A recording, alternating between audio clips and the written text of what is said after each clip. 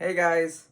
So, today we're going to start out and we're going to we're going to talk about something interesting here where James kind of takes a break from talking with Christians and seems to be warning those that aren't Christians. Now, to start off, generally, if you think about it, most people in their life, just most people around the world want to be rich. There's been some point in everyone's life where they're like, man, I wish I had all the money in the world so I can buy whatever I wanted. Or so there's even people who are like, man, I want to be so rich that I can give money away to people. There's been a point in people's lives where they wanted to be rich. Not a bad thing. Unless you're obsessed with money, you're a Scrooge McDuck, then that's a bad thing. But we, in general, we want to be able to have a house, to be able to live, to have a family, and be able to support that family. Some people even want to make so much money they have butlers, so they don't have to work. Or is that just me? Maybe that's just me. I want a butler so I don't have to clean. Just yeah. But today we're going to be looking how James is addressing what seems to be non-Christian rich landowners and some faults that they're going through.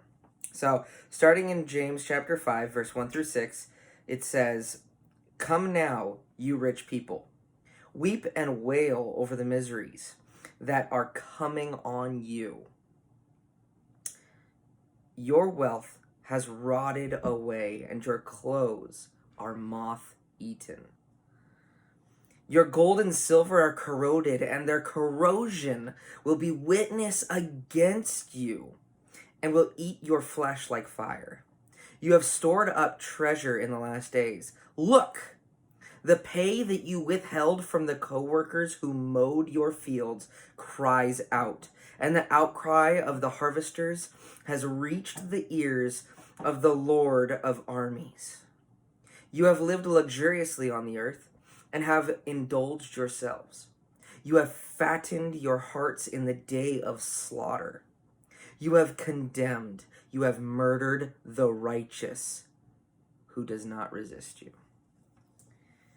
Here, James seems to be speaking to non-Christian landowners, and the thought is because of the way he addresses them, just like the prophets in the Old Testament addressed people where they wouldn't say, repent, turn back to God, but instead they're saying like, hey, weep and cry now because doom's coming towards you. And then from that, if they repent, then they can get saved and go from there. But the way he addresses them, it seems to be non-saved Christians. And, well, non-saved or non-Christians. But he's calling them to weep for the miseries that are going to befall them. And as we see, what he's talking about is the judgment that's to come against these people who aren't saved, that are going against him. Now, you might be wondering, why is James randomly addressing people who aren't Christian in his letter? Because he expects them to read this.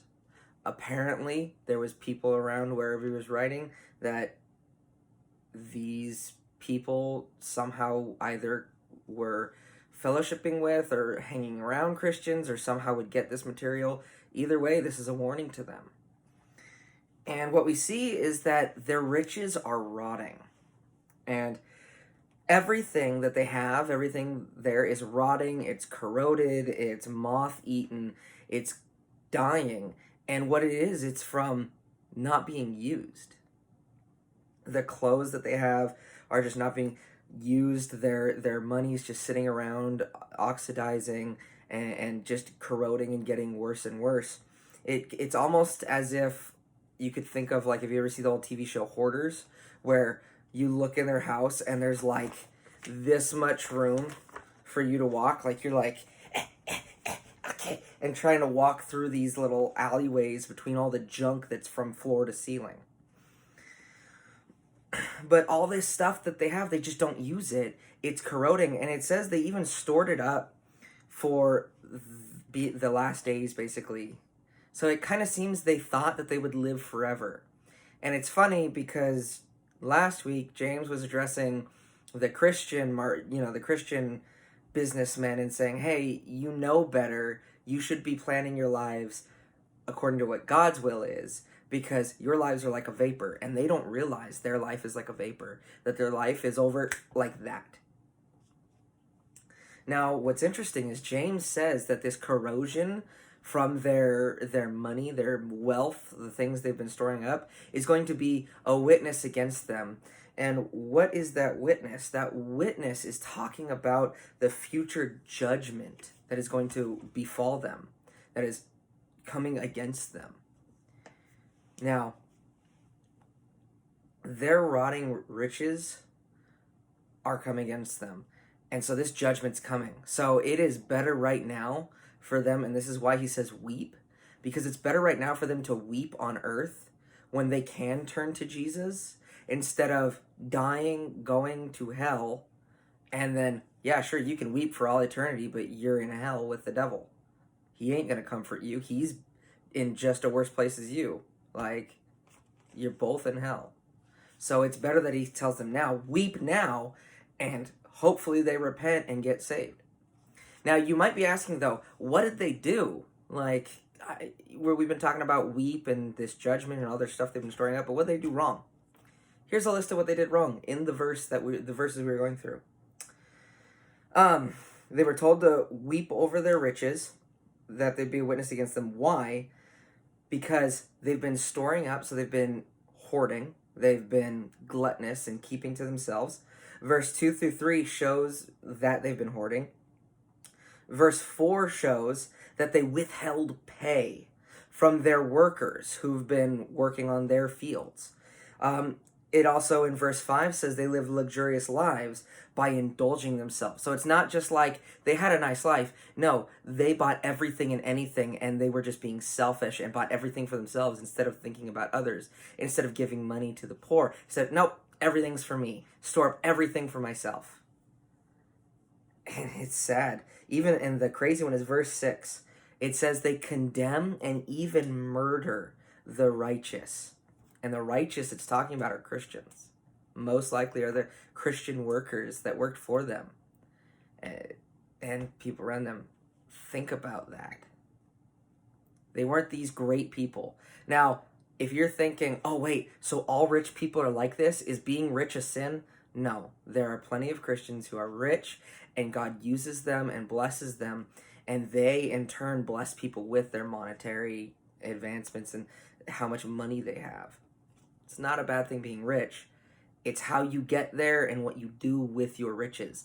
These people are obviously evil. They got to being rich by not paying their workers all the money that they should have paid them, that gave them more money. And then what did they do with that money? They bought and hoarded everything they could.